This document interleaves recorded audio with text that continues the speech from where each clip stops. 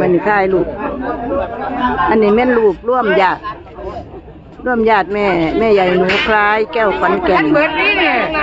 บ้านน้อยสมเด็จอำเภอศรีสมเด็จจังหวัดร้อยเอ็ดนี่แหละพี่น้องบ่ฮ้อครึ่งดิพี่น้องของแม่ใหญ่สังเวียนหน่อยกระทั่งท้อง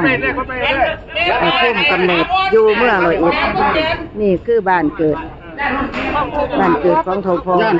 นั่งแมงเหยียดขานะมันอยู่นั่งคัดจะมาได้ละนี่มานั่งดีเก้าอี้ไหมนั่งขวาพ่อใหญ่เผาบ้านเกิดของพ่อใหญ่เผานี่เผาไม่ใหญ่เลยน้องคนพ่อคนแมงเท่าไหร่แกนี่หลานแก้วขอนแก่นโทมูล่าหลายเดี๋ยวเลยมันไปนี่ก็ได้เพราะว่ามันติดกล้องข้างหลังผู้ชายเลยสวัสดีครับครับผมครับผมอ่ะไปเลยไหมภาพนี่คุณเนี่ยคุณจะได้ไปกับคุณป้า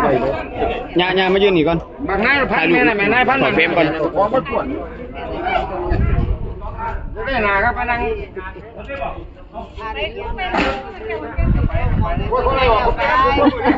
เขาเตรียมน้ำจากไปให้เรา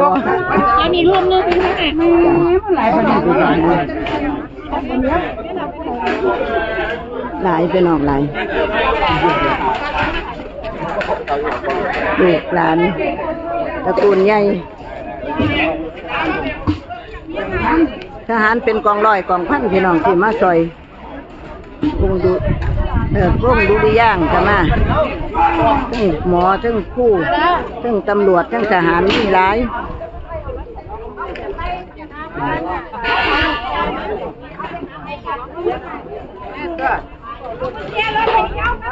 ว่าได้ลอกรถไง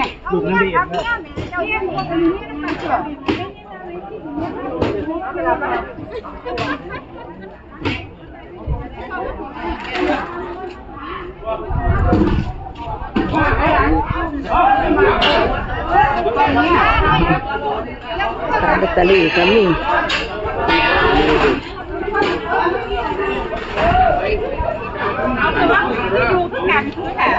ปัดอีกถูกไหมหรอ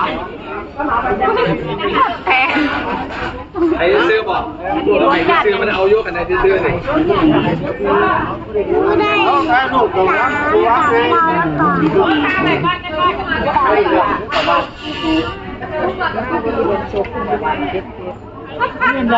รับจักบาทเลขสามใบนี่จะมีมันไม่มีเงินสูงเนี่ยเงินบ่หลายเห็นว่าบ้านพ่อเดี๋ยวถามว่าถามว่าดูแบบนี้เป็นได้เบิดปากเอาแม่เอาเงินบ่ถ้าแม่300ก็สิไข่แน่เนาะอ้าวอัดชุด2ตัวบ่มี2ใบบ่มีบ่นะเดี๋ยวนี้บ่มีนี่สำนันล่ะเ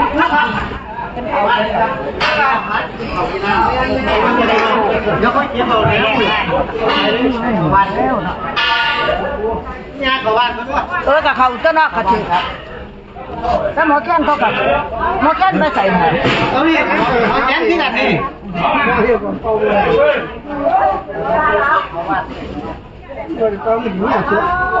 เมื่อหาบ้านก็ติดรับในบ้านนะบ่บอกว่าจะสิเรียก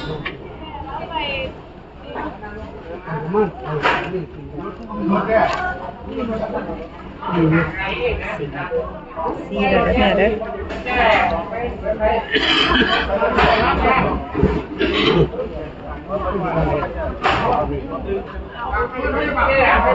แต่ก็เจ้าอันบ่เขียนจังได๋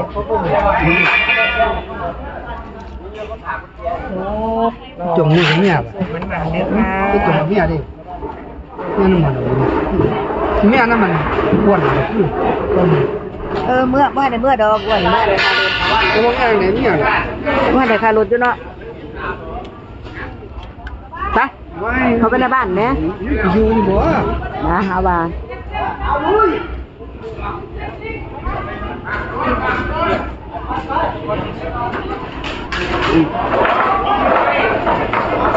เนี่ย จะโทรหามึงดูนี่ไร